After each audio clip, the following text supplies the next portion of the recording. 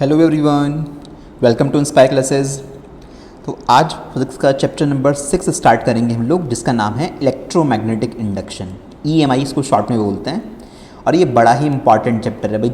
ये चैप्टर ऐसे मान लो कि इस चैप्टर में जो डिस्कवरीज हुई थी ना, उसी की वजह से आज आप इलेक्ट्रिसिटी यूज़ कर पा रहे हो। आपके घर में चाहे इलेक्ट्रिसिटी AC के फॉर्मेट में हो चाहे DC के फॉर्मेट में हो, है तो दोनों ही करंट ना, चाहे ये ऑल्टरनेटिंग करंट हो चाहे डायरेक्ट करंट हो। इलेक्ट्रिसिटी का कॉन्सेप्ट आया कहाँ से? तो इलेक्ट्रिसिटी का कॉन्सेप्ट आया इलेक्ट्रोमैग्नेटिक इंडक्शन थे। और इस सारी चीज़ों के कंट्रीब्यूशन में दो साइंटिस्ट का सबसे बड़ा रोल था। एक का नाम आपने ऑलरेडी सुना होगा अपने 10th क्लास में, माइकल फैराडे, और दूसरा पर्सन शायद नहीं सुना होगा, वो थे जोसेफ हेनरी। ये दो पर्सन थे जिन्होंने इलेक्ट्रोमैग्नेटिक इंडक्शन और उसके रिलेटेड फिनोमिनास को बहुत आगे तक लेके गए। और इन्हीं की वजह से जनरेटर बन पाया, इन्हीं की वजह से ट्रांसफार्मर बन पाया, और इन्हीं की वजह से आज आपके घर में रोशनी है। आप कहोगे सर बल्ब तो एडिसन ने बनाया था। तो भाई साहब, ये जो इलेक्ट्रोमैग्नेटिक इंडक्शन की फिनोमिना थी ना, ये डिस्कवर हो चुकी थी 1830s के आसपास के एरिया में। और जो बल्ब की कहानियाँ वो चली थी, जो एडिसन ने बनाया, जेनी एडिसन डायरेक्ट करंट का सपोर्टर था। तो एडिसन ने जो बल्ब बनाया था वो 1870s या 1880s के आसपास की बातें हैं। और फिर बाद में निकोला टेस्ला आए, जो स्ट्रॉन्ग सपोर्टर थे ऑल्टरनेटिंग करंट के। उन्होंने कहा कि नहीं, आने वाले फ्यूचर में तो ऑल्टरनेटिंग करंट ही ज़्यादा चलेगी। तो उसे बोलते हैं वॉर ऑफ करंट के नाम से बहुत ज़्यादा कंट्रोवर्सीज चली काफ़ी टाइम तक। और आज आपको पता है कि मेजॉरिटी में एप्लीकेशंस ऑल्टरनेटिंग करंट के होते हैं, क्योंकि ऑल्टरनेटिंग करंट को हम लोग लॉन्ग डिस्टेंस तक ट्रांसमिट कर सकते हैं। बहुत सारे फायदे होते हैं। इसके ऊपर तो पूरा एक आपको नेक्स्ट चैप्टर ही पढ़ना है आपके पास, जो एक ऑल्टरनेटिंग करंट के नाम से चैप्टर आएगा। कि घर में तो मेजॉरिटी में ऑल्टरनेटिंग करंट आती है, बट कुछ ऐसे डिवाइस भी हैं घर में जो डायरेक्ट करंट पे ऑपरेट करती हैं। आपका लैपटॉप हो गया, कंप्यूटर हो गया, है ना, सेल हो गया, बैटरी है, सोलर सेल है, ये सारे DC पे ऑपरेट होते हैं। तो आज भी ये वॉर एक तरह से पूरी तरह खत्म नहीं हुआ है। दोनों पैरेलली चीज़ें चल रही हैं। इनके अपने एडवांटेज डिसएडवांटेज हैं, इसके अपने एडवांटेज डिसएडवांटेज हैं। बट बात ये आती है ओवरऑल कि करंट जो डिस्कवर हुई, जिसकी वजह से आज दुनिया रोशनी को देख पा रही है। आपके घर में इलेक्ट्रिक फ़ैन है, TV है, आप मोबाइल फ़ोन यूज़ कर रहे हो। भाई मोबाइल फ़ोन बिना बैटरी के चल जाएगा क्या? बैटरी मतलब डायरेक्ट करंट। तो ये मतलब इलेक्ट्रिसिटी का पूरा कॉन्सेप्ट इन दो बंदों की देन है, माइकल फैराडे और हेनरी। जो ह्यूमैनिटी है, मैनकाइंड है, वो इनका एहसान कभी नहीं उतार पाएगी, क्योंकि जितनी बड़ी डिस्कवरी इन लोगों ने की है, जिसका आज पूरी दुनिया बेनिफिट उठा रही है, वो इसकी वजह से थी। इसलिए बड़ा इंपॉर्टेंस है इस चैप्टर को बहुत अच्छे से पढ़ना कि क्या क्या चीज़ें हुई थी। माइकल फैराडे को ना आज तक की फिजिक्स में या आज तक की पूरी साइंस में सबसे बड़ा एक्सपेरिमेंटल साइंटिस्ट माना जाता है। ये एक्सपेरिमेंट करने में विश्वास रखते थे, हर चीज़ को एक्सपेरिमेंट कर करके देखते थे। तो पूरी एंटायर साइंस में सबसे बड़े किसी एक्सपेरिमेंटल साइंटिस्ट का नाम आता है तो वो माइकल फैराडे का आता है।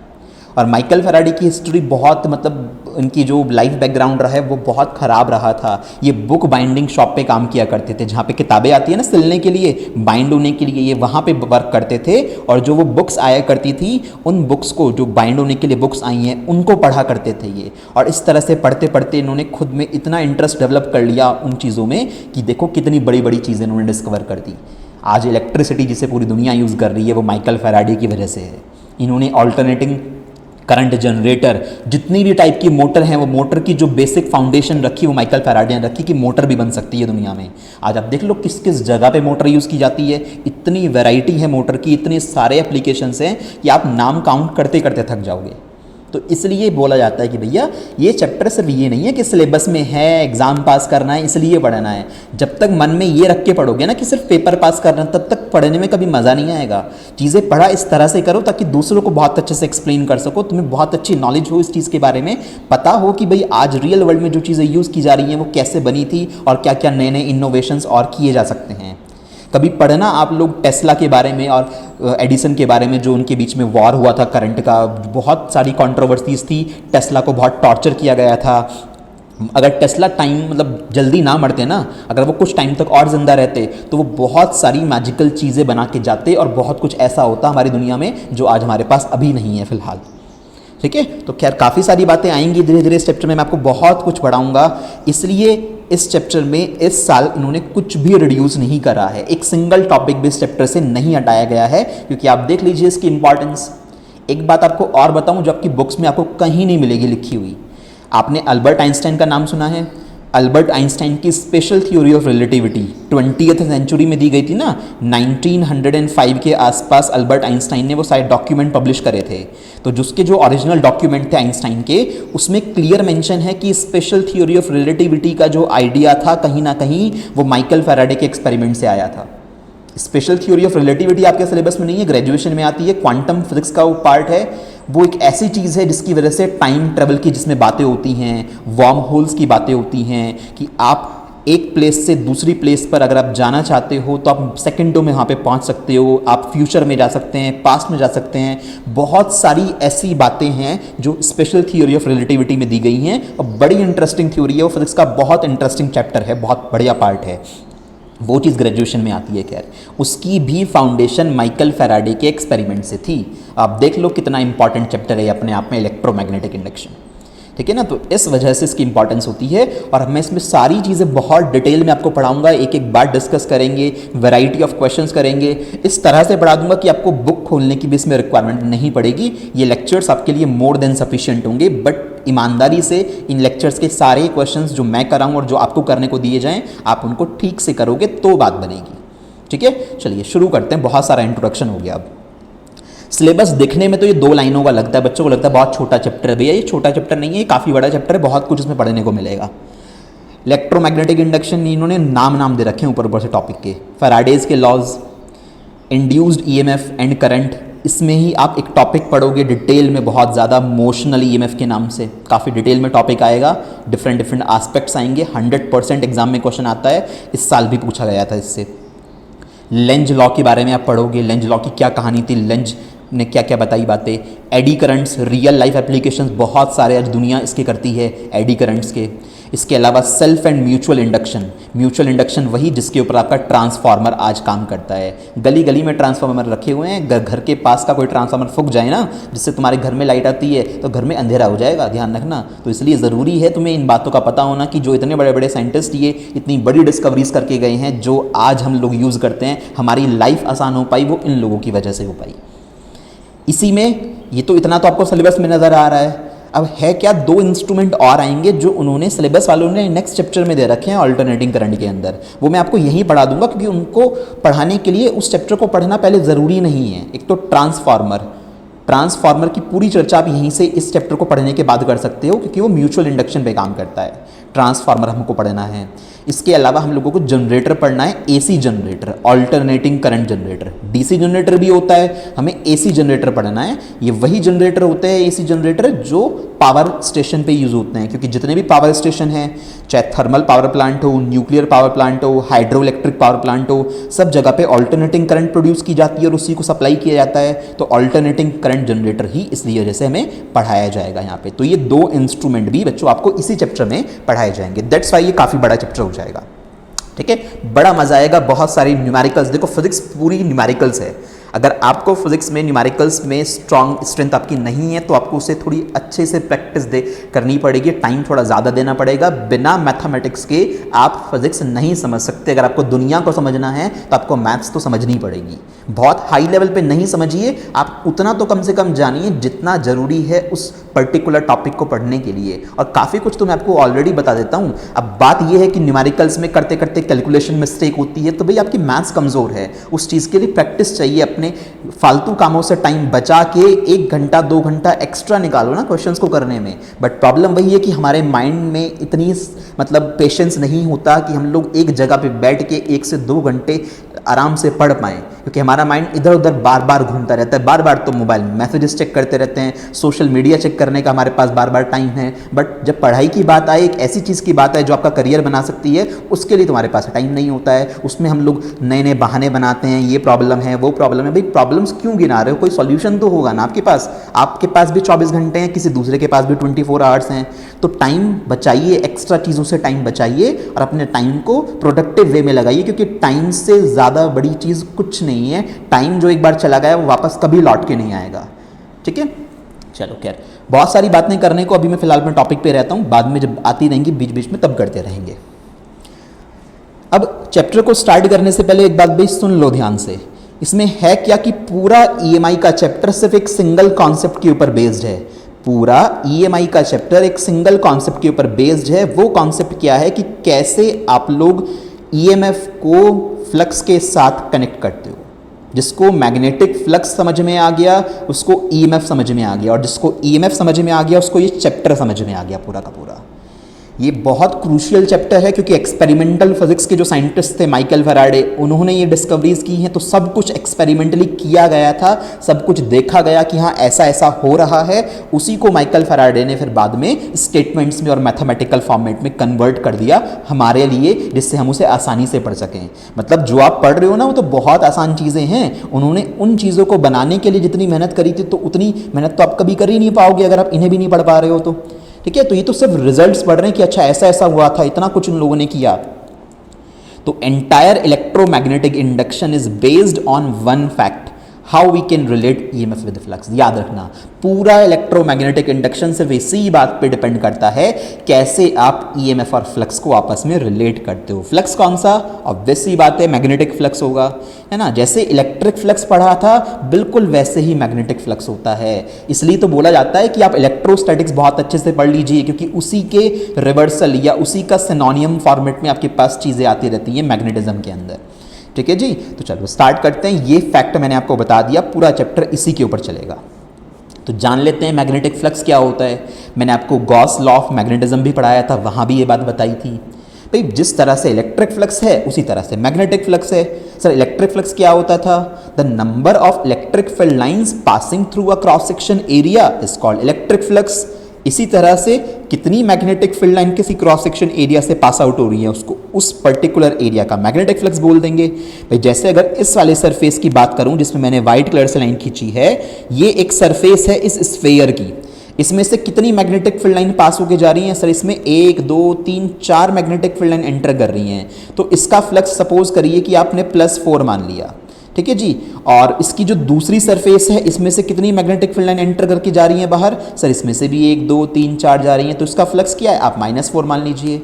कहने को तो नेट फ्लक्स यहाँ पे 0 है ओवरऑल पूरी इस स्फेरिकल सरफेस का, बट बात ये है कि मैग्नेटिक फ्लक्स बोलते किसको हैं? तो ये जो मैग्नेटिक फील्ड लाइंस किसी पेपर में से पास होके जाती है ना, किसी सरफेस से जितनी मैग्नेटिक फील्ड लाइंस किसी इंस्टेंट ऑफ टाइम पे निकल के जा रही हैं, उन मैग्नेटिक फील्ड लाइंस की काउंटिंग को हम लोग क्या बोलते हैं? उन मैग्नेटिक फील्ड लाइंस की काउंटिंग को हम लोग मैग्नेटिक फ्लक्स बोलते हैं।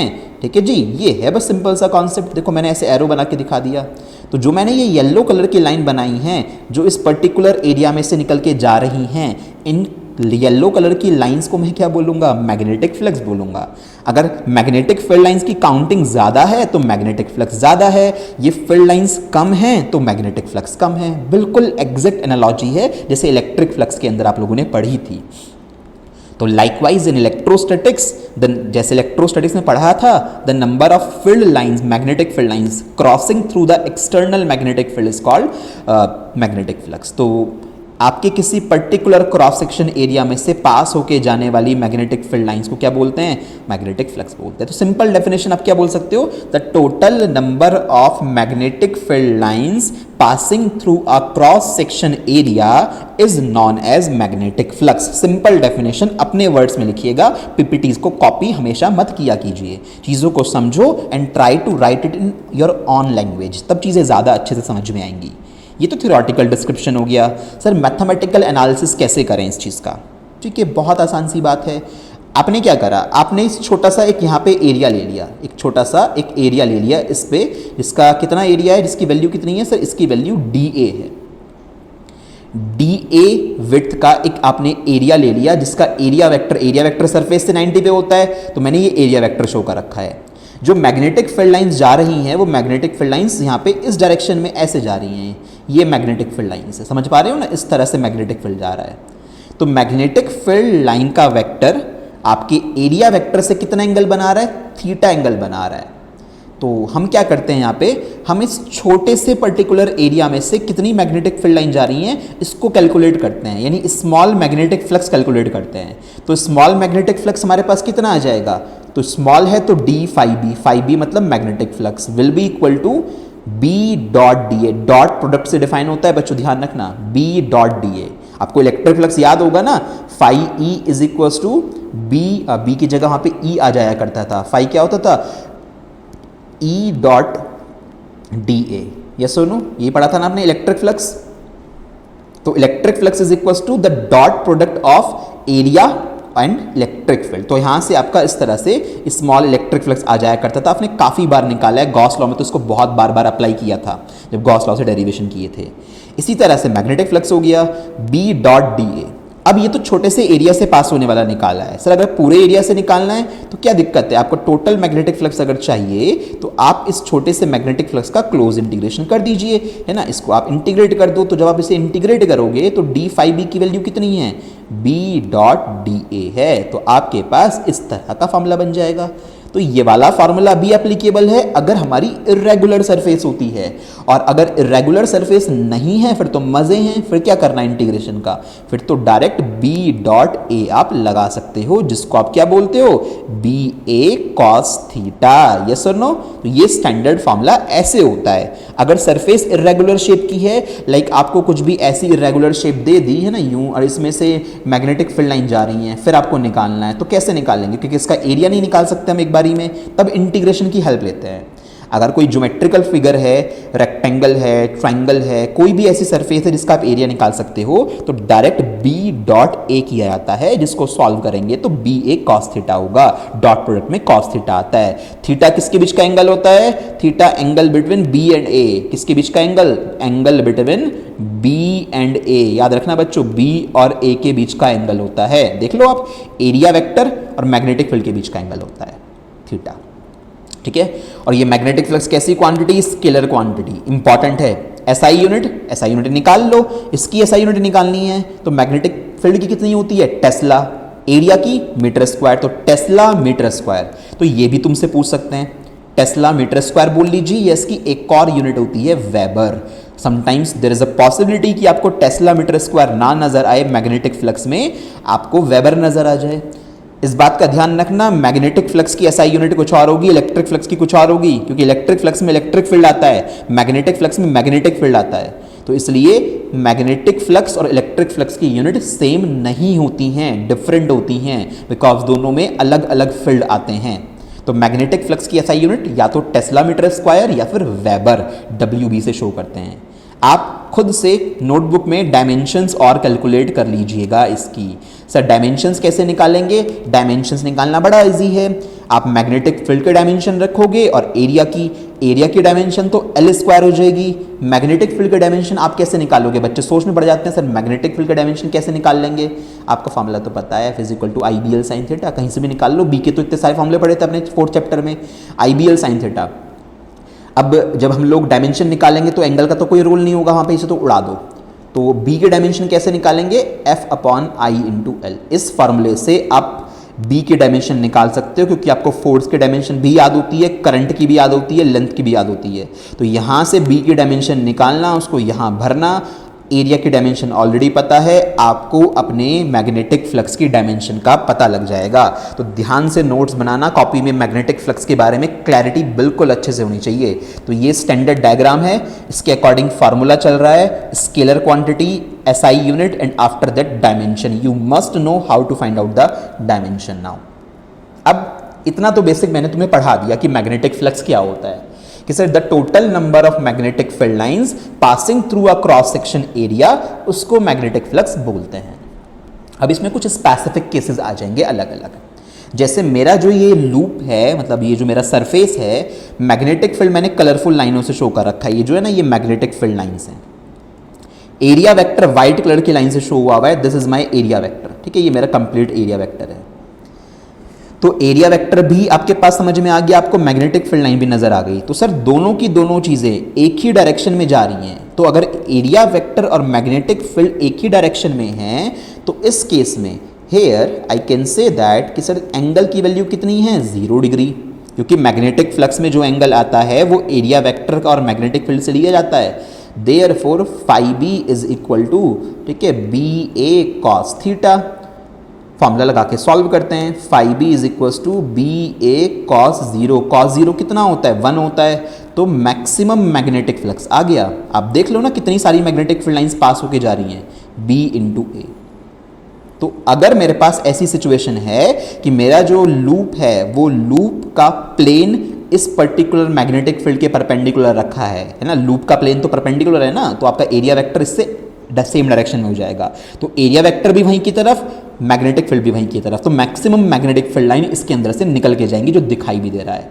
तो फाई बी मैक्स कितना हो जाएगा, magnetic field into area, that's it. तो ये केस नंबर 1 बना। केस नंबर 2 क्या हो सकता था सर, केस नंबर 2 में ऐसा हो सकता था कि हमारा जो एरिया वेक्टर है वो एरिया वेक्टर इस डायरेक्शन में आ रहा है ना, एरिया वेक्टर की डायरेक्शन ऐसे हो गई। आप कहोगे ऐसा कैसे हो सकता है, एरिया वेक्टर ऐसे कैसे आ जाएगा, क्यों नहीं आ सकता भाई, अगर मेरे पास इस तरह का क्यूब है, इस तरह का क्यूबिकल सरफेस है, तो अगर इस क्यूबिकल सरफेस के इस वाले फेस का एरिया वेक्टर बनाना पड़ेगा तो ये होगा, आउटवर्ड नॉर्मल होता है, और इसका बनाना पड़ेगा तो वो यूं होगा या नहीं होगा। तो क्यों नहीं आ सकता एरिया वेक्टर इस डायरेक्शन में, बिल्कुल आ सकता है। यहाँ पे आप इस वाले एरिया वेक्टर को उधर को मान ही नहीं सकते, आउटवर्ड नॉर्मल होता है, गॉस थ्योरम में अच्छे से बताया था। तो यहाँ पर एरिया वेक्टर यूं आया और मैग्नेटिक फील्ड तो दिखाई दे रहा है हम लोगों को। केसेस बहुत क्लैरिटी से पढ़िएगा, हर बात बता रहा हूँ यहाँ पे। तो सर हेयर थीटा कितना हो गया, अपोजिट डायरेक्शन में हो गया ना वेक्टर, एक आगे को जा रहा है एक पीछे को जा रहा है, तो कितना एंगल 180 डिग्री का एंगल हो गया। तो फिर से फॉर्मूला लगाना पड़ा, phi B magnetic flux is equals to B A cos theta. तो कॉस थीटा की वैल्यू कितनी है, यहाँ पे थीटा की वैल्यू है 180 डिग्री, तो B A cos 180 degree. Cos 180 कितना होता है बताओ ज़रा, -1 होता है ना, तो माइनस का बी ए आ गया, ठीक है। कॉस 180 -1 होता है तो माइनस का बी ए। तो मैग्नेटिक फ्लक्स अभी भी मैक्सिमम ही आया, बट नेगेटिव फ्लक्स हो गया। नेगेटिव फ्लक्स का मतलब क्या है, सिंपल है, मतलब है कि मैग्नेटिक फील्ड लाइंस और एरिया वेक्टर के बीच में 180 का एंगल है और कुछ नहीं है, ठीक है भाई। तो ये हमारे पास ये भी मैक्सिमम फील्ड लाइन जा रही है ना, देखो अभी भी इसके अंदर से। नेगेटिव का मतलब सिर्फ इतना है कि एरिया वेक्टर और मैग्नेटिक फील्ड का साइन अपोजिट आया है। दूसरा केस ये बन सकता है, ठीक है। तीसरा केस क्या होगा कि 90 का एंगल बन जाए, ऐसा सरफेस बना कि वहाँ पे एरिया वेक्टर ऐसे ऊपर की तरफ बन गया, मैग्नेटिक फील्ड आगे की तरफ है ही, तो सर यहाँ पे थीटा कितना बन जाएगा, here theta will be equal to 90।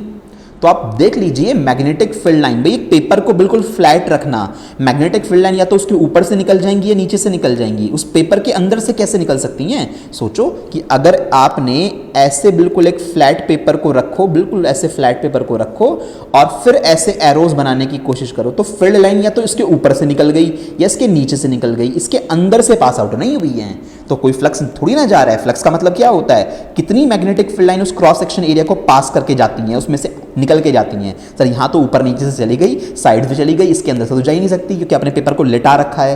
Paper को तिरछा रखा होता या पेपर को यूं फ्लैट रखा होता तो कुछ जाती फील्ड लाइंस, यहाँ तो आपने गड़बड़ कर दी। इस सिचुएशन में तो फ्लक्स निकालेंगे तो B A cos theta apply करेंगे, तो sir cos theta B A, cos theta कितना होता है कॉस 90, कॉस 90 कितना होता है 0, तो फाई भी कितना हो जाएगा 0, मिनिमम फ्लक्स हो जाएगा, खत्म, कोई फ्लक्स पास आउट होके नहीं गया। डायग्रामेटिकली भी समझ में आ रहा है और मैथमेटिकल कैलकुलेशन से भी समझ में आ रहा है। तो there is a question, there may be asking a question कि in which situation the value of magnetic flux through a cross section surface would be 0।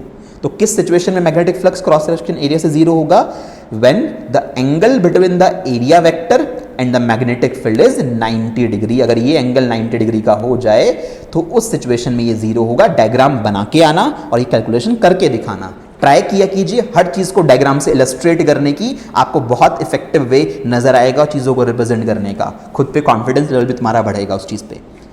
तो देख लो मैं इतनी बात क्यों कर रहा हूँ बार बार मैग्नेटिक फ्लक्स पे, क्योंकि मैंने आपको ऑलरेडी बोल दिया है पूरा चैप्टर सिर्फ इस बात पर बेस्ड है कि कैसे मैग्नेटिक फ्लक्स को ईएमएफ से कोरिलेट कर पाते हो। जिसको मैग्नेटिक फ्लक्स को ईएमएफ से रिलेट करना आ गया उसको ये चैप्टर समझ में आ गया। अब मैग्नेटिक फ्लक्स को ईएमएफ से रिलेट करना है तो पहले मैग्नेटिक फ्लक्स की एबीसीडी जाननी ज़रूरी है ना, तो इसलिए मैंने तुम्हें डिटेल में मैग्नेटिक फ्लक्स पढ़ा रहा हूँ कि क्या होता है, स्केलर है या वेक्टर है, क्या एसआई यूनिट है, क्या डायमेंशन है, कौन कौन से डिफरेंट केसेस बन सकते हैं, ये सब बातें मैंने तुम्हें बताई। जनरल फॉर्मूला तो तुम जानते ही हो कि भाई अगर ऐसा सरफेस हुआ, ये तिरछा सरफेस हुआ और मैग्नेटिक फील्ड लाइंस हमारी ऐसे जा रही हों, तो और उसके बाद एरिया वेक्टर कैसे आएगा, इस पे एरिया वेक्टर ऐसे आएगा 90 डिग्री पे, तो इस सिचुएशन में मैग्नेटिक फील्ड का एरिया वेक्टर से कुछ एंगल बन जाएगा थीटा, तो फिर कितना मैग्नेटिक फ्लक्स होगा, तो सर फिर बी ए कॉस थीटा से निकालना पड़ेगा। अगर सरफेस इरेगुलर हो तो इंटीग्रेशन भी करके निकाल सकते हैं, फिर वहां पे मैग्नेटिक फ्लक्स हम लोग close integration of B dot D A से निकाल सकते हैं। वो सब बातें हम लोगों ने कर ली हैं, सारी सिचुएशन आपको डिस्कस करा दी, काफ़ी कुछ अब तुम्हें समझ में आया होगा। चलो इसी बात पे एक एमसीक्यू कर लो, पता है तुम्हें ऑलरेडी इसका answer. The unit of magnetic flux, कौन सी यूनिट होती है मैग्नेटिक फ्लक्स की? Weber per metre square? नहीं, वेबर, यस, ये तो पढ़ी थी ना अभी आपने भाई। Magnetic flux phi B is equal to B into A, है ना, डॉट प्रोडक्ट में कॉस थीटा को कंसिडर, आप एंगल मतलब यूनिट निकालने में एंगल को कंसिडर नहीं करते हैं, यूनिट में एंगल का कोई रोल नहीं है। भाई मुझे बताओ क्यों रोल नहीं है? कॉस थीटा है, कॉस थीटा की वैल्यू क्या आएगी? या तो उसकी वैल्यू 0 आएगी, या 1/2 आएगी, √3/2 आएगी, 1/√2 आएगी, न्यूमेरिकल वैल्यू आ रही है ना, तो यूनिट में इसका क्या रोल है? कोई रोल नहीं है। एंगल की यूनिट तो होती है, बट एंगल पे जब ट्रिग्नोमेट्री चला दी तो फिर कोई यूनिट नहीं होती है, तो इसलिए कॉस थीटा का कोई कंसिडरेशन नहीं है यूनिट निकालने में। तो यूनिट निकालने के लिए फाई बी की बी यूज होगा, बी की यूनिट टेस्ला होती है और एरिया की यूनिट मीटर स्क्वायर होती है। तो या तो ये फेमस है, और इसको एक जनरल नेम क्या दिया गया है? वेबर। आपको वेबर याद रखना पड़ेगा डायरेक्टली। मैग्नेटिक फ्लक्स में हम वेबर भी एसआई यूनिट की तरह यूज करते हैं मैग्नेटिक फ्लक्स की। तो यहाँ पे option B is the correct answer. हो सकता है एक एमसीक्यू डायमेंशंस का बन जाए, तो you must know the dimensions as well, तो इसलिए बोला आपको डायमेंशन निकालना ध्यान से ना बच्चों। फाइनली अब आता है बंदा ये माइकल फैराडे, वो बंदा जिसने आज की दुनिया को पूरा चेंज करके रख दिया, जिसने आइंस्टाइन की स्पेशल थ्योरी ऑफ रिलेटिविटी को इतना फेमस कराया। क्योंकि आइंस्टाइन ने जो कॉन्सेप्ट उठाया था वो इसी के कहीं ना कहीं कहानी से उठाया था। वो मैं आपको अभी नहीं बताऊंगा कि किस तरह से माइकल फैराडे ने क्या चीज़ की थी जिसकी वजह से, कौन सी ऐसा पार्ट था जिसको आइंस्टाइन ने देखा और उस पर अपना काम करना स्टार्ट करा, और फाइनली इतनी मॉडर्न थ्योरी जो आज इतनी इंटरेस्टिंग है, special theory of relativity, Albert Einstein ने बताई। कई सारी मूवी बन चुकी हैं भाई रिलेटिविटी थ्योरी के ऊपर या क्वांटम मैकेनिक्स के ऊपर, कई बच्चों ने देखी भी होंगी। जो एंटमैन वाली मूवीज़ हैं, एंटमैन के पार्ट 1 पार्ट 2 हैं, इनके अंदर भी क्वांटम मैकेनिक्स का कॉन्सेप्ट दिखाया गया है। इसके अलावा एक बहुत फेमस मूवी है इंटरस्टेलर, है ना, इंटरस्टेलर, जिसने नहीं देखी वो देखना कभी। इंटरस्टेलर के अंदर तो क्लियर दिखाया गया है टाइम ट्रेवल को, वहाँ तो उन्होंने टाइम ट्रेवल ही दिखा दिया है। वो एक इमेजिनरी चीज़ है कि अभी तक रियल लाइफ में कभी पॉसिबल नहीं है। आइंस्टाइन की थ्योरी ये कहती है, ये एक मूवी है, कॉन्सेप्ट समझाने के लिए टाइम ट्रेवल की बातें इसमें हुई हैं, वार्म होल्स के बारे में बताया गया है। टेक्निकल मूवी है, जिसको टर्मिनोलॉजी पता होगी उसको ये मूवी समझ में आएगी, नहीं तो ये तो सर के ऊपर से निकल जाती है नॉर्मल लोगों के। तो ये बहुत बढ़िया मूवी है, अपने आप में क्लासिकल मास्टरपीस आप बोल सकते हो। खैर, तो electromagnetic, EMI stands for electromagnetic induction. Sir मतलब क्या होता है? फुल फॉर्म तो बता दिया आपने, इसका एग्जैक्ट मतलब बताओ क्या मीनिंग होता है, किसी छोटे से बच्चे को भी अगर मैं बता पाऊँ ईएमआई का मतलब। तो देखो भाई, इलेक्ट्रोमैग्नेटिक इंडक्शन का मतलब समझने के लिए पहले जरा ऑरस्टेड को याद करो, क्योंकि फैराडे ने जो चीज़ सोची वो ऑरस्टेड के एक्सपेरिमेंट सोची। देखो सब कुछ इंटरलिंक है, एक दूसरे के एक्सपेरिमेंट्स हुए, उनके एक्सपेरिमेंट को ऑब्जर्व किया गया, सोचा कि इसने ऐसा किया, क्या इसमें ये भी हो सकता था। भाई सब कुछ सोच है, इनोवेशन है। माइकल फैराडे को सबसे बड़ा इनोवेटिव साइंटिस्ट माना जाता है पूरी एंटायर साइंस में। तो इसलिए इन्होंने सोचा, ऑरस्टेड ने क्या करा था, एक वायर में करंट फ्लो करवाई थी और उसके आसपास मैग्नेटिक फील्ड जनरेट हुआ था, तभी उनका कंपास की सुई हिली थी। तो यानी वायर के अंदर करंट फ्लो हो रही है, करंट फ्लो होने का मतलब इलेक्ट्रॉन्स चल रहे हैं, है ना, इस डायरेक्शन में इलेक्ट्रॉन्स भाग रहे होंगे। यानी moving charge can produce magnetic field in the surrounding. ये तो बात हुई इलेक्ट्रिक करंट से मैग्नेटिज्म का बनना। मतलब इलेक्ट्रिक करंट कैसे बनती है? चार्ज के चलने से बनती है, इलेक्ट्रॉनों के दौड़ने से बनती है जनरली, जो आपने अभी तक पढ़ा है। तो इलेक्ट्रॉन्स दौड़ रहे हैं, चार्ज पार्टिकल के मोशन से मैग्नेटिक फील्ड बनता है। तो सोचा माइकल फैराडे ने कि नेचर को रिवर्सिबिलिटी बहुत पसंद है, नेचर लव्स रिवर्सिबिलिटी। तो अगर इलेक्ट्रिक करंट से मैग्नेटिक फील्ड बन सकता है, यानी पार्टिकल के चार्ज पार्टिकल के मोशन से मैग्नेटिक फील्ड बन सकता है, तो मैग्नेटिक फील्ड में कुछ चेंजेस करा के, मैग्नेटिक फील्ड को टाइम के साथ वेरी करा के क्यों इलेक्ट्रिसिटी जनरेट नहीं कर सकते? क्या पता ऐसा होता हो। ये एक आइडिया था जिस आइडिया ने पूरा रेवोल्यूशनाइज कर दिया दुनिया को, कि क्या हम लोग मैग्नेटिक फील्ड में बदलाव लाके, मैग्नेटिक फील्ड को बार बार चेंज करा के इलेक्ट्रिसिटी जनरेट कर सकते हैं? तो आंसर सक्सेसफुली एट लास्ट जो निकला वो था yes, a big yes. Experiments थे, फेल हुए, बहुत फ्रस्ट्रेशन हुई, बहुत कुछ किया, दुनिया भर के एक्सपेरिमेंट किए, बट एट लास्ट में भाई जिसको सक्सेसफुल होना था वो तो सक्सेसफुल हुआ ही हुआ।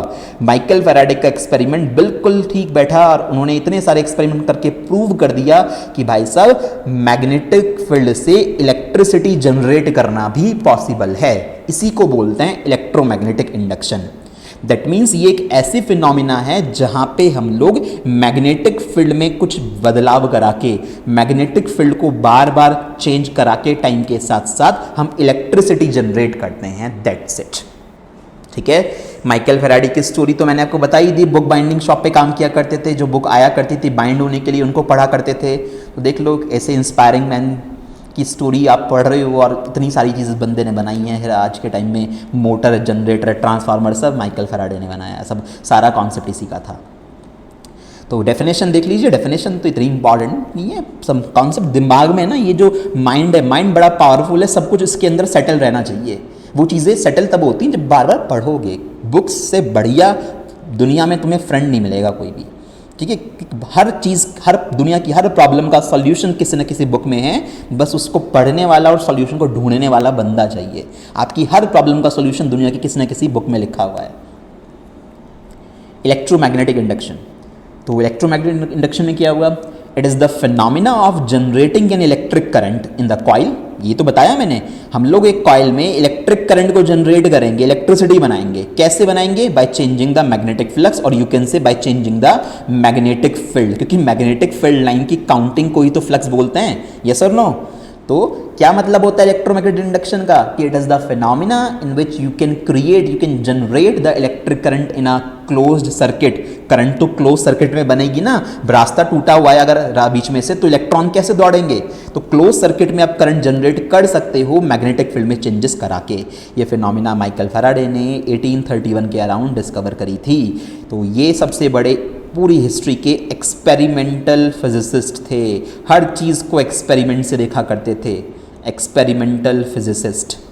अगर इलेक्ट्रिसिटी का जनरेशन ना होता तो आज पूरी दुनिया अंधेरे में होती, ना आपके पास ऑल्टरनेटिंग करंट होती, ना आपके पास डायरेक्ट करंट होती, ना बल्ब होते, कुछ नहीं होता, ना mobile phones, nothing will be possible. क्योंकि ये चीज़ें जैसे जैसे डिस्कवर हुई, फिर इलेक्ट्रोमैग्नेटिक वेव का कॉन्सेप्ट आया और वायरलेस ट्रांसमिशन की शुरुआत हुई। आज के टाइम पे तो आप एक क्लिक पे कोई भी संदेश, कोई भी मैसेज दुनिया के किसी भी कोने में पहुंचा सकते हो। तो वो कहानी इन्हीं लोगों से शुरू हुई थी और इन्हीं लोगों की वजह से दुनिया आज इतनी बड़ी टेक्नोलॉजी में डेवलपमेंट कर पाई है। तो भाई इतना इंपॉर्टेंट बंदा है तो इसके एक्सपेरिमेंट्स के बारे में थोड़ा तो जान लेना बनता है ना भाई। इतनी सारी चीज़ें इस बंदे ने बताई तो हम लोग पढ़ते हैं। देखो मैं सिर्फ ये नहीं कि तुम्हें जितना सिलेबस वाला पार्ट है वो बता रहा हूँ, बहुत सारी बातें ऐसी भी हैं जो आपको पता होनी चाहिए, पढ़ने में मज़ा आएगा। नहीं तो सिर्फ और सिर्फ इस पर्पज़ से पढ़ा जाए कि बस पेपर पास करना है, एग्जाम में 100 आउट ऑफ 100 भी तुम्हारे आ गए, मैं ये कह रहा हूँ फिजिक्स में, अगर तो तुम क्या उस मार्कशीट को जड़वा के लगाओगे क्या घर पे कि मेरे 100 आउट ऑफ 100 फिजिक्स में कभी आए थे? और आपसे कुछ भी बातें पूछी जाएँ, बेसिक नॉलेज कुछ ली जाए, कोई तुम्हारे पास आए कि अच्छा तुम्हारे तो 100 आउट ऑफ 100 आए थे, ज़रा हमें इस बारे में समझाना, वो तुम्हें घंटा भी नहीं आता, तो क्या फ़ायदा तुम्हारे उस 100 मार्क्स का? ठीक है, तो इसलिए चीज़ें पढ़ते रहो, दुनिया में क्या चल रहा है उसके बारे में भी थोड़ा अवेयरनेस रखो कि आसपास क्या चीज़ें चल रही हैं, थोड़ा अपडेट रहा करो हर चीज़ से। फैराडे के एक्सपेरिमेंट, कई सारे एक्सपेरिमेंट करे, एक्सपेरिमेंटल फिजिसिस्ट थे ये तो अपने आप में। तो इनका पहला एक्सपेरिमेंट, इसको मैं काफ़ी डिटेल में पढ़ाऊंगा, कोर पार्ट सारा इसी के अंदर आ जाएगा, जिससे फिर नेक्स्ट 2 एक्सपेरिमेंट में 2 स्लाइड में ही खत्म कर दूंगा, वहाँ पे कंक्लूजन बता के। इसको डिटेल में पढ़ लो, ये आपने 10th में भी पढ़ा हुआ है, ये बहुत नया नहीं है, वही एक्सपेरिमेंट है। इस एक्सपेरिमेंट में फैराडे ने क्या करा, डायग्राम पे आते हैं सीधा। एक्सपेरिमेंट मैं पहले बता दूं, फैराडे के कोई लिखने को नहीं आएगा, no experiment would be there in your exam कि उनको लिखो एक्सपेरिमेंट को। बट फिर क्यों पढ़ रहे हैं भाई साहब? एक्सपेरिमेंट नहीं पढ़ोगे इस बंदे ने क्या किया था तो न्यूमेरिकल्स कैसे सॉल्व करोगे, क्वेश्चंस के आंसर कैसे दोगे, जब तुम्हें यही नहीं पता कि इसकी डिस्कवरी इस बंदे ने करी कैसे थी, क्या क्या चीज़ें करके देखी थी। तो कोर कॉन्सेप्ट ईएमएफ को समझने का कि ईएमएफ को आप फ्लक्स से रिलेट करोगे फैराडे की बातों से, फ्लक्स तुमने समझ लिया, ईएमएफ को इससे रिलेट माइकल फैराडे करवाएगा। तो इसलिए एक्सपेरिमेंट पढ़ना बहुत ज़रूरी है, चीज़ें समझ में आएंगी तभी क्वेश्चन सॉल्व कर पाएंगे, तभी आइडिया समझ में आएगा कि क्या चीज़ सोची थी इसने और क्या फाइनली इलेक्ट्रिसिटी इसने बना दी। हाँ, हम लोग एक एनर्जी को दूसरी एनर्जी में कन्वर्ट करते हैं, ये तो हमें पहले से ही पता था। एनर्जी कंजर्वेशन तो माइकल फैराडे के सारे लॉज में फॉलो होता है। आप एनर्जी के लॉ को यूनिवर्स में वॉयलेट नहीं कर सकते। जितनी एनर्जी पूरे एंटायर यूनिवर्स में फिक्स है वो तो फिक्स है, आप उसे एक फॉर्मेट से दूसरे फॉर्मेट में कन्वर्ट करते रहो, इससे क्या फ़र्क पड़ता है। चलिए, मैग्नेट को मूव कराया एक सोलेनॉइड के पास, है ना, एक मतलब गत्ते का टुकड़ा, कोई भी कॉइल ले लो, उसमें तारे से लपेट दो, गैल्वेनोमीटर लगाओ सो दैट करंट फ्लो हो तो तुम्हें पता लग जाए। मैग्नेट का उसने मोशन करवाया। इसने क्या क्या देखा अब ज़रा ऑब्जर्वेशन देखना, मैंने अलग अलग डायग्राम से दिखाया है। सबसे पहले तो क्या था कि भाई ये जो मैग्नेट थी, वापस पीछे जाके दिखाऊं आपको, ये मैग्नेट रेस्ट में थी, चलाया नहीं इसने इस मैग्नेट को। मैग्नेट अपनी जगह रखी हुई है, कॉइल अपनी जगह रखी हुई है, कुछ नहीं हुआ। बैठे रहो आराम से, लेके मैग्नेट को ही रखे रखो, कॉइल को रखे रखो, कुछ नहीं होने का, कुछ नहीं हुआ। माइकल फैराडे फ्रस्ट्रेट हो गया है, क्या है कि भाई कुछ भी नहीं हो रहा। मैग्नेट को भी एक अच्छी खासी स्ट्रांग मैग्नेट रखी हुई है, यहाँ पे हमने वायर लगा रखे हैं, पूरा सर्किट बंद कर रखा है, मैग्नेटिज्म से करंट ही नहीं बन रहा। उसने फिर धीरे धीरे क्या करा, मैग्नेट को, ये मैग्नेट है, मूव कराना स्टार्ट करा इस कॉइल की तरफ। आप देख रहे हो मैंने एक सिंगल टर्न से कॉइल दिखाई हुई है, मूव कराना स्टार्ट करा कॉइल की तरफ। तो उसने देखा सुई हिली, या गैल्वेनोमीटर की सुई हिली, हल्का सा डिफ्लेक्शन हुआ। तो इसका मतलब गैल्वेनोमीटर की सुई, गैल्वेनोमीटर तो छोटी छोटी करंट को नापता है, तो इसका मतलब इस सर्किट के अंदर करंट फ्लो हो रही है, तभी तो इसमें सुई हिल रही है। मैग्नेट को जब वो मूव करा के पास लाता था, सुई हिलती थी। पास लाके रोक दिया, फिर से रेस्ट में आ गया, देखो लिखा है, पास लाके रोक दिया, सुई फिर जीरो पे आ गई। सुई कैसी हो गई, फिर जीरो पे आ गई। फिर क्या करा इसने, भाई पहले तो दूर रखा हुआ था, कुछ नहीं हो रहा, चला के पास लाया, सुई हिली, पास लाके रोक दिया, फिर से जीरो हो गया, फिर दोबारा दूर ले गया, वापस पीछे की तरफ ले गया, डायरेक्शन के एरो दिखा रखे हैं, फिर से सुई हिली। बट आप देख लीजिए दोनों में एरो की डायरेक्शन रिवर्स है, पहले सुई राइट साइड में गई थी, अब सुई लेफ्ट साइड में गई। अभी फैराडे को कुछ समझ नहीं आ रहा है, अभी फैराडे को कुछ समझ नहीं आ रहा है क्यों हो रहा है, ये देख रहा है कर करके कि क्या हो रहा है। हमेशा एक्सपेरिमेंट, नई चीज़ें ऐसी तो डेवलप होती हैं, पहले देखो क्या मिल रहा है और फिर सोचो ये चीज़ें ऐसे क्यों मिल रही हैं, फिर उस चीज़ को एक्सप्लेनेशन दिया जाएगा, फिर पूरी दुनिया तुम्हारी बात मानेगी और फिर पूरी दुनिया में तुम्हारी बनाई हुई चीज़ यूज़ की जाएगी। सोचो दैट प्राउडली मूवमेंट। मोशन हुआ, मैग्नेट का चला के ला रहा है, सुई हिल रही है, ला के रोक दिया, सुई हिलना बंद हो गई, यानी करंट फ्लो होना बंद हो गई। फिर दूर लेके जा रहा है, अपोजिट डायरेक्शन में करंट फ्लो हो रही है, यानी कॉइल के अंदर अगर पहले करंट क्लॉकवाइज थी तो अब की बार एंटी क्लॉकवाइज गई होगी। ये हुआ होगा कुछ ऐसा, सब कुछ हुआ। ये डायग्राम आपको क्लियर ऑब्जर्वेशंस दिखा रहा है जो फैराडे को अपने उस फर्स्ट एक्सपेरिमेंट में मिली थी। अब फैराडे ने ये सारी ऑब्जर्वेशन नोट डाउन करी, इन चीज़ को अब फैराडे ने कंक्लूड करके एक्सप्लेन करना स्टार्ट करा। एक बार ज़रा देख लो किस तरह से मोशन किया गया होगा। आपको एक डायग्राम नज़र आ रहा है यहाँ पे क्लियर कि किस तरह से यहाँ पे वर्क हो रहा है। सारी बातें मैं तुम्हें यहाँ पे इस जगह पे दिखा रहा हूँ, देख लो क्लियर। मैग्नेट का मोशन होता है, मैग्नेट कॉइल के अंदर जाती है ना, गत्ते के टुकड़े के ऊपर कॉइल लपेट दो। कॉइल का मतलब क्या होता है, कॉपर वायर ले लो, ऐसे ऐसे करके ये कॉइल होती है बस, ठीक है। इसको इंडक्टर भी बोलते हैं, डिटेल में पढ़ाऊंगा इंडक्टर भी इस चैप्टर के अंदर। तो देख लो सुई का मोशन तुम्हें नजर आ रहा होगा फैराडे के लॉज में। Now comes to this part, ये कंक्लूजन आप नोट करोगे अपनी नोटबुक्स में। कंक्लूजन में फैराडे ने क्या बताया, कैसे एक्सप्लेन किया।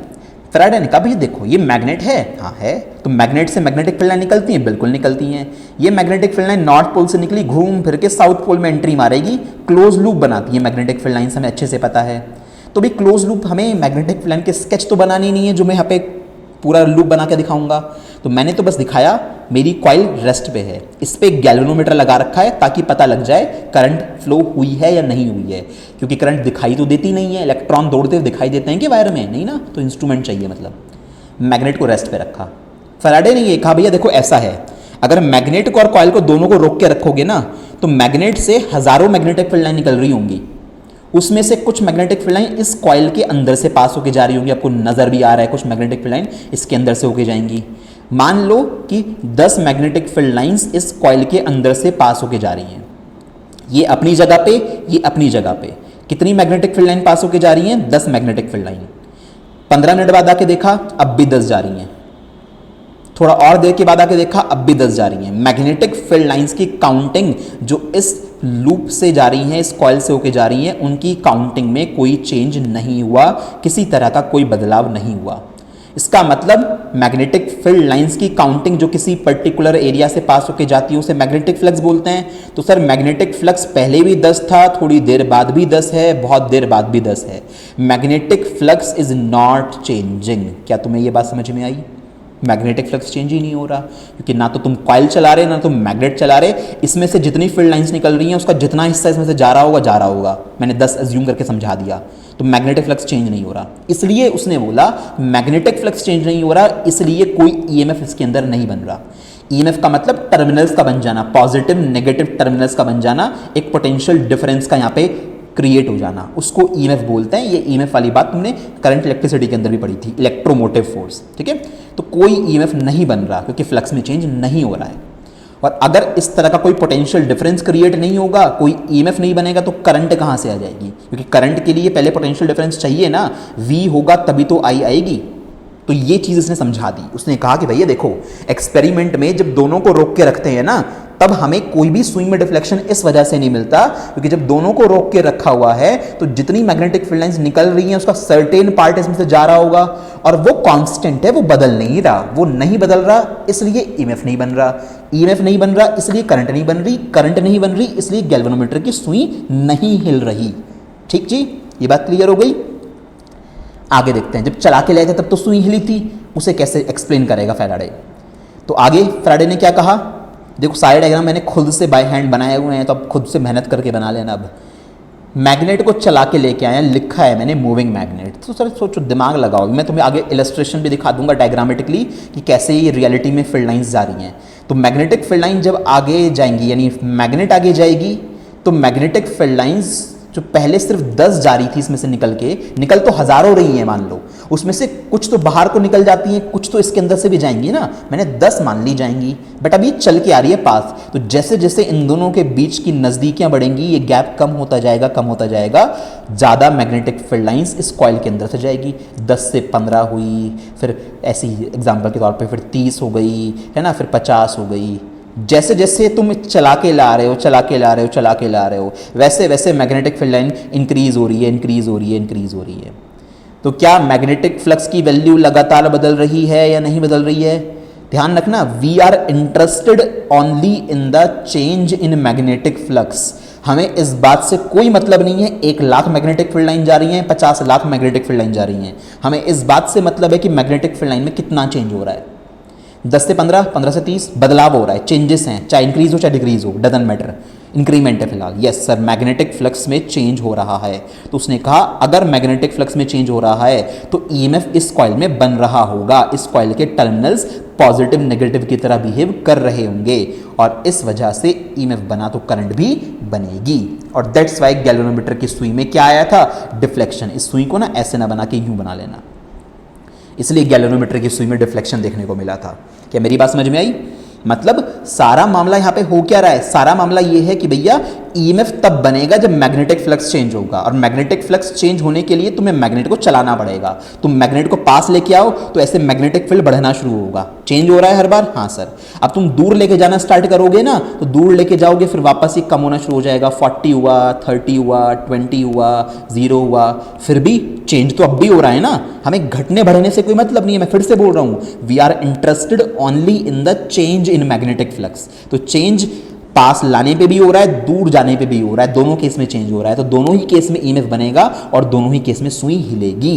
एक केस में सुई राइट साइड में जाती है, एक में लेफ्ट में जाती है। डायरेक्शन के बारे में माइकल फैराडे ने भी कोई चर्चा नहीं करी है, डायरेक्शन कोई और आके बताएगा। माइकल फैराडे ने इंड्यूस्ड करंट की डायरेक्शन नहीं बताई, डायरेक्शन के बारे में चर्चा और किसी पर्सन ने करी, उन्होंने देखा इस बात को। फिलहाल तो ये एक्सपेरिमेंट में समझ में आया, अच्छे से उसने सब कुछ बता दिया। जो ईएमएफ ये बना इस सिचुएशन में, इसको हम इंड्यूस्ड ईएमएफ बोलते हैं। आप चाहो इसको इंड्यूस्ड पोटेंशियल डिफरेंस के नाम से पुकार सकते हो, मैं इसको इंड्यूस्ड ईएमएफ ही बोलूँगा। और जो करंट बनी उस ईएमएफ की वजह से वो इंड्यूस्ड करंट कहलाती है। बच्चों एक बात ध्यान रखना, अगर आपके मैग्नेटिक फ्लक्स में चेंज हो रहा है, बिल्कुल कोर पार्ट बता रहा हूँ, बहुत अच्छे से ध्यान रखना, अगर मैग्नेटिक फ्लक्स बदल रहा है, घट रहा है, बढ़ रहा है, मेरे को मतलब नहीं, चेंज होना चाहिए बस, तो 100% एक इंश्योरिटी है कि ईएमएफ तो जनरेट होगा ही होगा। क्या करंट जनरेट होगी हमेशा? तो आंसर है मे और मे नॉट बी। करंट सिर्फ तब जनरेट होगी जब सर्किट कंप्लीट होगा, इफ सर्किट इज कंप्लीटेड। अगर सर्किट कंप्लीट नहीं है तो भैया करंट कैसे फ्लो करवा दोगे? मेरे को एक बात तो बता दो, करंट के फ्लो होने का मतलब इलेक्ट्रॉन्स का दौड़ना, इलेक्ट्रॉन को दौड़ने के लिए रास्ता तो पूरा चाहिए ना। तो अगर मैग्नेटिक फ्लक्स चेंज होगा तो उससे कौन सी चीज 100% बनेगी, ईएमएफ, करंट या दोनों? तो सर आंसर है सिर्फ ईएमएफ। करंट बन भी सकता है, नहीं भी बन सकता। सर्किट अगर टूटा हुआ है तो करंट फ्लो नहीं हो पाएगा, सर्किट अगर टूटा हुआ नहीं है तो करंट फ्लो हो पाएगा। मतलब ये है कहने का कि अगर ऐसे किसी ने ये कॉइल बनाई ना, देखो एक एक्सपेरिमेंट से समझा देता हूँ बहुत अच्छे से। ये कॉइल तुमने बनाई है ना, ये सिर्फ कॉइल है, इसमें कोई करंट वरंट नहीं है। एक मैग्नेट लेके आए, स्ट्रॉन्ग मैग्नेट, इसके पास चला के लेके जा रहे हो बहुत तेजी से, तो भैया इसमें पॉजिटिव नेगेटिव टर्मिनल बनेंगे, है ना, पॉजिटिव नेगेटिव टर्मिनल बनेंगे, जैसे भी बनेंगे मैंने तो तुम्हें लिख के दिखा दिया, यानी ईएमएफ जनरेट होगा इस कॉइल के अंदर बिल्कुल, क्योंकि आसपास जो मैग्नेटिक फील्ड लाइन है वो बदल रही है, बट करंट नहीं फ्लो हो सकती इसके अंदर, टूटा हुआ है ना कॉइल, रास्ता पूरा नहीं है, ठीक है, तो याद रखिएगा। अब एक और चीज़ सर, इंड्यूस्ड वर्ड का क्या मतलब है यहाँ पे? इंड्यूस्ड वर्ड का मतलब ये है कि यहाँ पे जो ये ईएमएफ या करंट बना है ना, किसी दूसरे की वजह से बना है, हमने डायरेक्ट बैटरी लगा के करंट फ्लो नहीं करवाया है। यहाँ पे दूसरा वो कौन है इस एक्सपेरिमेंट में? वो दूसरा मैग्नेट था। मैग्नेट के मोशन की वजह से इस कॉइल के अंदर ईएमएफ बना, या इस कॉइल के अंदर अगर ये सर्किट पूरा है तो करंट बनी, क्योंकि ये किसी दूसरे के वजह से आए हैं, इस वजह से इंड्यूस्ड वर्ड लगाया जाता है। तो इलेक्ट्रोमैग्नेटिक इंडक्शन के अंदर जनरेट होने वाले इलेक्ट्रोमोटिव फोर्स को हम इंड्यूस्ड ईएमएफ बोलते हैं और करंट को इंड्यूस्ड करंट बोलते हैं। क्या फ्लक्स चेंज होने पे हमेशा करंट जनरेट होगा? आंसर है नहीं। फ्लक्स जनरेट होने पे, फ्लक्स में चेंज होने पे हमेशा ईएमएफ क्रिएट होगा, और अगर सर्किट पूरा हुआ तो करंट बनेगी, अदरवाइज करंट नहीं बनेगी। आई होप मैंने आपको एक्सपेरिमेंट ठीक से समझा पाया हूँ। इस स्टोरी को, शॉर्ट नोट को पढ़ लीजिए, ईजी सा है। मैग्नेटिक फ्लक्स में चेंज होने का मतलब, the magnetic on changing the magnetic flux EMF is induced in the conductor. हमने देख लिया कि अगर फाई बी बदल रहा है, मैग्नेटिक फ्लक्स में चेंज हो रहा है, तो उसकी वजह से ईएमएफ इंड्यूस हो रहा है। ये थोड़ी चर्चा डिटेल में कराऊंगा कि ऐसा क्यों हुआ। अक्सर मैंने देखा है बच्चों का यही क्वेश्चन होता है कि सर चलो ठीक है कि आपने बताया कि यहाँ से ईएमएफ जनरेट हुआ, ईएमएफ के बाद करंट बनेगी अगर सर्किट पूरा हुआ, तो आप ये बताओ कि फ्लक्स में चेंज होने से ईएमएफ बना ही क्यों? मैं इस क्वेश्चन का आंसर आपको लेंज लॉ में दूंगा। लेंज लॉ का जब मैं एक्सप्लेन कराऊंगा डिटेल में, यहाँ से एनर्जी कंजर्वेशन एक्सप्लेन कराऊंगा, तब तुम्हें बता दूंगा कि मैग्नेटिक फ्लक्स के बदलाव होने की वजह से, इसके चेंज होने की वजह से ईएमएफ क्यों बनता है ना। तो कोई मैजिक नहीं है यहाँ पे, यहाँ कोई मैजिक नहीं है, कोई जादू नहीं हो रहा है कि मैग्नेटिक फील्ड लाइंस बदली तो ईएमएफ जनरेट हो गया, तो ये कोई मैजिक है। ये सिर्फ एक तरह का एनर्जी कन्वर्जन है, एनर्जी कन्वर्ट हो रही है बस, ठीक है, बाद की बात करेंगे। तो फिलहाल 3 स्टेप प्रोसेस हमें समझ में आता है। मैग्नेटिक फ्लक्स में चेंज होगा तो ईएमएफ बनेगा, सर्किट पूरा होगा तो करंट भी बनेगी, ठीक है। तो चलो थोड़ी सी बात और आगे करते हैं। देख लो डायग्राम का इलस्ट्रेशन देख लो। पास लाने पे कैसे मैग्नेटिक फील्ड लाइन ज़्यादा हो रही हैं कॉइल में से, दूर जाने पे कैसे वो कम हो रही हैं, बिल्कुल दिमाग में बैठ जाएगा बात। जब तक दोनों स्टॉपिंग कंडीशन में है तब भी देख लेना ध्यान से कि जब दोनों रुक जाते हैं तो एक constant number of magnetic field line जाना शुरू हो जाती हैं। देखो जब दूर हैं, रुके हुए हैं, 2-3 लाइन जा रही हैं बस, जब पास आ रही है देखो धीरे धीरे कितनी सारी फील्ड लाइन्स इसके अंदर से निकल के गई। तो इसलिए माइकल फैराडे ने बोला कि जब चला के लाते हो ना, मोशन कराते हो आप इसका, तो उस सिचुएशन में ऐसा होता है। उसने ये भी करके देखा, उसने मैग्नेट को रोक के कॉइल को चला के देखा, उसने देखा तब भी सेम रिजल्ट मिल रहे हैं। तो मतलब दोनों में से किसी एक का मोशन होना ज़रूरी है, यानी रिलेटिव मोशन होना चाहिए। There should be a relative motion between coil and magnet. इस एक्सपेरिमेंट के हिसाब से दोनों के बीच में रिलेटिव मोशन होना चाहिए कि इसको रोक दो तो इसको चला लो, इसको चलाओ तो इसको रोक दो। और अगर सर दोनों को चलाएं तो दोनों को चलाओगे तो डिफरेंट स्पीड से, कि अगर दोनों को एक ही स्पीड से चलाया, 2 गाड़ियां सेम स्पीड से चल रही हैं तो एक की स्पीड दूसरे के रेस्पेक्ट में 0 हो जाएगी। अगर 2 गाड़ियां 50 किलोमीटर पर आवर की स्पीड से जा रही हैं, सेम स्पीड से सेम डायरेक्शन में, तो एक की स्पीड दूसरे के रेस्पेक्ट में 0 हो जाएगी, रिलेटिव मोशन 0 हो जाएगा। मैंने बोला ना, अगर रिलेटिव मोशन नहीं है तो कोई फ्लक्स चेंज नहीं होगा, किसी तरह का कोई ईएमएफ नहीं बनेगा, कोई करंट नहीं बनेगी। तो relative motion should be there between the coil and the magnet. This is the complete illustration of your first experiment. Complete illustration तुम्हें दिखा दिया, सारी बातें तुम्हारे दिमाग में छप गई होंगी अब अच्छे से। पहला इलस्ट्रेशन दोबारा से सुनना चाहो दोबारा सुन लेना, अगर दिमाग लगा के सुनोगे ना बिना किसी डिस्टर्बेंस के, तो एक एक बात मेरी समझ में आएगी तुम्हें। नाउ एनसीईआरटी में तुम्हारी दे रखा है ये दूसरा एक्सपेरिमेंट। फैराडे ने कई एक्सपेरिमेंट करे, एक से काम थोड़ी ना बनेगा। एक एक्सपेरिमेंट करा, वो तुम्हारा सक्सेसफुल हो गया और तुमने ढोल पीट दिया दुनिया के सामने कि देखो मैंने ये बना लिया ना, ऐसा नहीं होता। बहुत सारी टर्म्स कंडीशंस देखी जाती हैं, हर चीज़ एक्सप्लोर की जाती है, और जब सब कुछ वैलिड बैठता है तब जाके वो चीज़ पब्लिश होती है पूरी दुनिया के सामने। दूसरा अब इन्होंने क्या करा, इन्होंने मैग्नेट हटा दिया। उन्होंने कहा मैग्नेट को फेंको अलग, ये बार मैग्नेट यूज़ नहीं करता मैं। उसने वो कॉइल अपनी पहली तो फिक्स रखी, बार मैग्नेट की जगह अब की बार वो दूसरी कॉइल लेके आया, करंट कैरिंग कॉइल। देखो बैटरी लगा रखी है, बैटरी लगी हुई है ना, तो करंट कैरिंग कॉइल लेके आया, क्योंकि उसे पता था अगर मैग्नेट की जगह में एक करंट कैरिंग कॉइल भी लेके आऊंगा तो इसके चारों तरफ भी तो मैग्नेटिक फील्ड बनना है। एक करंट कैरिंग कॉइल भी तो मैग्नेट की तरह काम करती है, इतना सारा चैप्टर में आपने पढ़ा है 4th के अंदर भी। तो वो अब की बार एक करंट कैरिंग कॉइल ले आया साथ में, और उसने इस करंट कैरिंग कॉइल को इसके पास लाके मतलब पास ले जाना शुरू करा, दूर ले जाना शुरू करा, नंबर ऑफ टर्न्स बढ़ा बढ़ा के देखे, सेम टू सेम वही रिजल्ट मिले जैसे बार मैग्नेट के केस में मिल रहे थे, यानी कोई फर्क ही नहीं पड़ा। इसका मतलब ज़रूरी नहीं है कि हमारे पास एक मैग्नेट हो, मैग्नेट की जगह ऐसी कोई करंट कैरिंग कॉइल भी है ना जो मैग्नेटिज्म बना सकती है, तब भी इसके अंदर करंट फ्लो करवाई और इसको मूव कराया इधर उधर, है ना, इधर उधर इसको मूव कराया तो इसकी सुई हिली। बिल्कुल वैसे ही दोनों को रोक के रखा तो कांस्टेंट फील्ड लाइंस जारी होंगी दूसरे वाले से, और फिर इसमें कुछ भी फ्लक्स में चेंज नहीं होगा। फ्लक्स में चेंज नहीं होगा तो ईएमएफ नहीं बनेगा, ईएमएफ नहीं बनेगा तो करंट नहीं बनेगी। तो फ्लक्स में चेंज कराने के लिए क्या ज़रूरी है? दोनों के बीच में रिलेटिव मोशन ज़रूरी है। तो मतलब जनरली एक को फिक्स रख के दूसरे को चलाया जाता है, उसके आसपास मूव कराया जाता है। क्या ये ईएमएफ जो बनता है, एक क्वेश्चन बच्चों का अक्सर होता है, सर जो ये ईएमएफ बन रहा है या जो ये करंट बन रही है ये एसी होती है या डीसी? थोड़ा सोच के बताओ, दिमाग लगाओ। तुम इस कॉइल को या मैग्नेट अगर ये होती इसको पास लेके आ रहे हो तो करंट की डायरेक्शन कुछ और है, तुम दूर लेके जा रहे हो करंट की डायरेक्शन कुछ और है, करंट बार बार डायरेक्शन चेंज कर रही है, तो ये कैसा नेचर होता है? तो अल्टरनेटिंग करंट नेचर होता है। याद रखिएगा, इलेक्ट्रोमैग्नेटिक इंडक्शन में जो भी ईएमएफ बनेगा या जो भी करंट बनेगी वो अल्टरनेटिंग नेचर की होती है, that can not be direct current. Same direction तो हो ही नहीं सकती। चला के लेके आ रहे हो, धीरे धीरे आपके वेरिएशन आएगा करंट के अंदर, धीरे धीरे करंट बढ़ेगी, धीरे धीरे करंट घटेगी, फिर अपोजिट डायरेक्शन में चली जाएगी, यानी बिल्कुल अल्टरनेटिंग करंट जैसा नेचर आ रहा है। एक ऐसी करंट जो हर एक हाफ साइकिल के बाद अपनी डायरेक्शन बदल लेती है और इसका मैग्नीट्यूड भी चेंज होता रहता है। इस तरह का ग्राफ होता है साइनोसोडल ग्राफ, तुम्हें पता है, ठीक है। तो अल्टरनेटिंग नेचर का ईएमएफ बनता है, अल्टरनेटिंग नेचर की करंट बनती है। तो आपको ये दूसरा एक्सपेरिमेंट समझ में आ गया होगा कि अगर मैग्नेट की जगह एक करंट कैरिंग कॉइल लेके चलाया जाए तो भी सेम कहानी होती है। मैंने थ्योरी यहाँ पे लिखी हुई है, जितनी जाननी जरूरी थी। तीसरा एक्सपेरिमेंट फैराडे ने जो करा, इसने कहा कि रिलेटिव मोशन को मतलब होना ज़रूरी है, तो आंसर है नहीं, रिलेटिव मोशन के बिना भी काम चल जाएगा। पिछले 2 एक्सपेरिमेंट में ये तो कर रहे थे भाई, यहाँ पे इसकी जगह मैग्नेट थी, मैग्नेट को चला रहे हो या इसको, दोनों में से किसी एक को चला रहे हो हर बार। उसने कहा क्या हो अगर दोनों में से किसी को भी ना चलाना पड़े? तो उसने तीसरे एक्सपेरिमेंट में यही कर दिया। उसने कहा ना तो मैं अब इसको चलाऊंगा, इसको भी फिक्स कर रखूंगा, इसको भी फिक्स रखूंगा, मैं किसी को नहीं चलाऊंगा दोनों में से। तो आप कहोगे सर रिलेटिव मोशन नहीं करा रहे हो, किसी को नहीं चला रहे हो, तो फ्लक्स में चेंज कैसे होगा? इसमें से जो मैग्नेटिक फील्ड लाइन जाएंगी वो तो कांस्टेंट होंगी। तो आंसर नहीं। अब मैंने दिमाग लगाया, अब मैंने स्विच लगा दिया यहाँ पे, बैटरी के साथ क्या लगा दिया? स्विच। स्विच को मैं जैसे ही ऑन करूंगा तो स्विच को ऑन करते ही इसके अंदर करंट फ्लो होगी, C2 में करंट फ्लो होगी तो उसके आसपास मैग्नेटिक फील्ड लाइन बनेगी, वो मैग्नेटिक फील्ड लाइन इसमें से पास होकर जाएगी साथ में। यस और नो?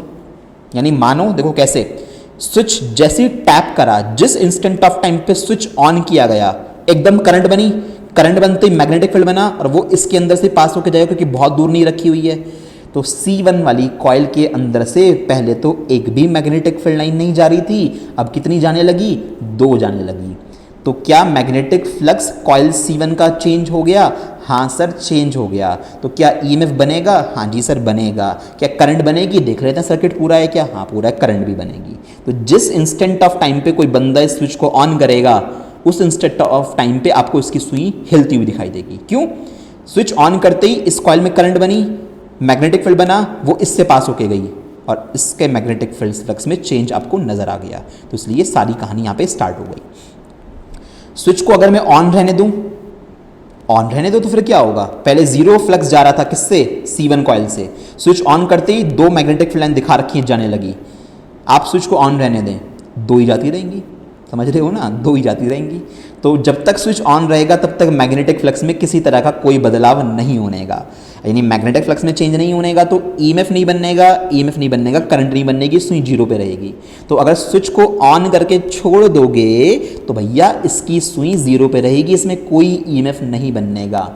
फिर स्विच एकदम ऑफ करोगे, स्विच एकदम ऑफ करा, इसके अंदर करंट फ्लो होना बंद हो गई, तो आसपास जो ये ब्लू कलर की मैग्नेटिक फील्ड लाइन थी ये खत्म हो गई। तो मैग्नेटिक फील्ड C1 से एकदम क्या हो गया? 2 से 0 हो गया। चेंज तो अब भी हुआ, मजे तो आपके अब भी आ गए, चेंज तो अब भी हो गया ना। तो फिर से अब की बार फिर करंट फ्लो होगी अपोजिट डायरेक्शन में। तो मेरी बात ज़रा दिमाग खुल के अब सुन लो। तो अब इस कॉइल में जो ये स्विच लगा रखा है, अगर इस स्विच को ऑन करोगे तब इंस्टेंट एकदम से सुई आएगी किसी डायरेक्शन में, फिर एकदम जीरो पे हो जाएगी। फिर जब इसको ऑफ करोगे तब सुई अपोजिट डायरेक्शन में जाएगी, यानी सुई एक बार यूं जाएगी एक बार यूं जाएगी। आप इसे ऑन ऑफ टिक टिक टिक टिक करते रहो, लगातार सुई डांस करती रहेगी इधर उधर इधर उधर, इसमें लगातार ऑल्टरनेटिंग ईएमएफ बनता रहेगा। यानी एक बंदे को बैठा दिया तुमने, वो बेचारा स्विच ऑन किए जा रहा है, बस स्विच ऑन ऑफ ऑन करता है, फ्लक्स 0 से 2 होता है, ऑफ करता है 2 से 0 होता है, फिर 0 से 2, 2 से 0, लगातार इसके अंदर से ईएमएफ बनता रहेगा, करंट बनती रहेगी। तो क्या माइकल फैराडे ने यह भी दिखा दिया कि रिलेटिव मोशन का होना कोई एब्सोल्यूट रिक्वायरमेंट नहीं है? उसने क्लियर बोल दिखा दिया कि जरूरी नहीं है कि रिलेटिव मोशन ही कराई जाए, बिना उसके भी हम लोग ये काम करा सकते हैं। देख लो, किसी भी कॉइल को नहीं चलाया, स्विच को ऑन ऑफ करके भी मैंने ये जुगाड़ बना दिया। सारी स्टोरी कहानी लिखी हुई है एनसीईआरटी में, पूरी इन एक्सपेरिमेंट की थ्योरी है। मैंने ये सारे एक्सपेरिमेंट इन शॉर्ट में तुम्हें समझा दिए हैं। जिसने माइकल फैराडे के एक्सपेरिमेंट नहीं समझे, उसको माइकल फैराडे की कोई कहानी समझ नहीं आएगी। उसको ना तो लॉज के बारे में कुछ पता होगा, ना वो कोई क्वेश्चन कर पाएगा। सारी कहानी धरी की धरी रह जाएगी अगर तुम्हें एक्सपेरिमेंट्स के डिटेल समझ में नहीं आती। तो क्रिस्टल क्लियर कॉन्सेप्ट जो बनता है एट लास्ट में, वो ये बनता है सारे एक्सपेरिमेंट के बाद कंक्लूजन, कि भाई साहब ईएमएफ को इंड्यूस करने का एक ही तरीका है, ईएमएफ को बनाने का, ईएमएफ को इंड्यूस करने का एक ही तरीका है, वो है मैग्नेटिक फ्लक्स में चेंज करवाना। कोई और तरीके से आप ईएमएफ इंड्यूस करा ही नहीं सकते। There is one and only one way to induce the EMF in a coil, and that is by changing the magnetic flux. क्योंकि ईएमएफ अगर इंड्यूस नहीं हुआ तो करंट भी नहीं बनेगी, और अगर ये इंड्यूस हुआ तो करंट बनेगी। और जिस फिनोमेना की बात हम कर रहे हैं वो सक्सेसफुल हो जाएगी कि मैग्नेटिक फील्ड में चेंज करा के हमने करंट बना दी। ये तो कर रहे हैं, मैग्नेटिक फील्ड में चेंज करा के करंट बना रहे हैं। तो भाई साहब ईएमएफ इंड्यूस कब हो सकता है? जब मैग्नेटिक फ्लक्स चेंज हो। अब मैग्नेटिक फ्लक्स कैसे चेंज करा वो आपकी हेडक है, आप जैसे चाहो वैसे चेंज करा सकते हो। There can be multiple ways of changing the magnetic flux. इस कहानी को मैं धीरे धीरे आगे के लेक्चर्स में एक्सप्लेन करूंगा कि हमने एक्सप्लेन ये तो कर लिया कि मैग्नेटिक फ्लक्स के चेंज होने से ईएमएफ बनता है, ईएमएफ के बनने से करंट बनती है, जिसको इंड्यूस करंट बोलते हैं। बट सर ये जो ईएमएफ बन रहा है मैग्नेटिक फ्लक्स के चेंज होने से, मैग्नेटिक फ्लक्स कितने तरीके से चेंज करा सकते हैं? कुछ तरीके तो आपने देखे थे, अभी आपने माइकल फैराडे के एक्सपेरिमेंट देखे ना, मैग्नेट को पास लेके जाता है, मैग्नेटिक फ्लक्स ज़्यादा होता है, दूर लेके जाता है, कम हो जाता है, कॉइल को चला के लेके जाता है, फिर अगले केस में स्विच को ऑन ऑफ करता है, तो बार बार मैग्नेटिक फ्लक्स चेंज करा रहा था। तो मैग्नेटिक फ्लक्स को चेंज कराने के, फाइबी को चेंज कराने के देयर आर मल्टीपल वेज, है ना, there can be multiple ways. I will explain with numericals, आपको क्वेश्चन के साथ एक्सप्लेन कराऊंगा इन बातों को। बट ईएमएफ को इंड्यूस करने का अकेला यही तरीका है, पढ़ लो उसको। There is only way for induced EMF to be generated in the system in only case। induced EMF को सिस्टम में जनरेट करने का सिर्फ एक ही तरीका है, वो किस केस में होगा? if the flux changes, बस। अब आगे की स्टोरी ये कहती है कि भैया आपका जो ये फ्लक्स है, the change in flux might occur as of multiple ways, कि आप फ्लक्स में चेंज अलग अलग कई तरीकों से करवा सकते हो, but it is the only way. But तरीका यही है, कराना फ्लक्स में चेंज ही पड़ेगा। दुनिया में कोई और ऐसा तरीका नहीं है कि कुछ और कराया जाए फ्लक्स में चेंज कराने के अलावा और उससे ईएमएफ बन जाए ना, फ्लक्स में ही चेंज कराना पड़ेगा। कैसे कराते हो, इट्स अप टू यू। अब हम लोग क्वेश्चन से, न्यूमेरिकल से इसको जस्टिफाई करेंगे कि हाँ कैसे हम लोग इस चीज़ को बना सकते हैं, मैग्नेटिक फ्लक्स में चेंज करा सकते हैं। कुछ तो मैंने तुम्हें एक्सपेरिमेंट्स फैराडे के दिखा दिए एक्सप्लेनेशन के लिए। तो भाई आज का लेक्चर बेसिक फाउंडेशन था, ईएमआई का इंट्रोडक्शन बताया, बहुत सारी इंपॉर्टेंट बातें बताई, और इस चैप्टर में बहुत कुछ आपको जानने को मिलने वाला है एट लास्ट तक। तो पूरा चैप्टर स्टार्टिंग से प्रॉपर नोट्स बना के चलिएगा, हर बात समझते जाइएगा, और कोशिश करना अगर टाइम मिले कभी तो थोड़ा 5-10 मिनट तुम किसी बुक से भी पढ़ पाओ। एनसीईआरटी पढ़नी है उससे पढ़ लो, नहीं पढ़नी है कोई और दूसरी बुक से पढ़ लो। थोड़ा सा पढ़ोगे ना, रीडिंग हैबिट डालोगे तो चीज़ों में इंटरेस्ट आएगा। इंटरेस्ट तभी डेवलप होता है जब उस चीज़ में ज़्यादा इन्वॉल्व होते हैं। कोई गेम खेल रहे हो, जब तक उस गेम में ज़्यादा इन्वॉल्व नहीं होगे तो आप उसमें इंटरेस्ट ले ही नहीं पाओगे। ऐसा ही आपकी स्टडीज़ के साथ होता है हमेशा, ठीक है। तो अब नेक्स्ट वाले लेक्चर 2 में मिलेंगे, जहाँ पे फैराडे की ये सारी एक्सपेरिमेंटल स्टोरी को फैराडे अपने 2 लॉज बना के समराइज कर देगा, और वो लॉज बना के समराइज करने से हमारा काम अब आसान हो जाएगा उसको अप्लाई करने में, ठीक है।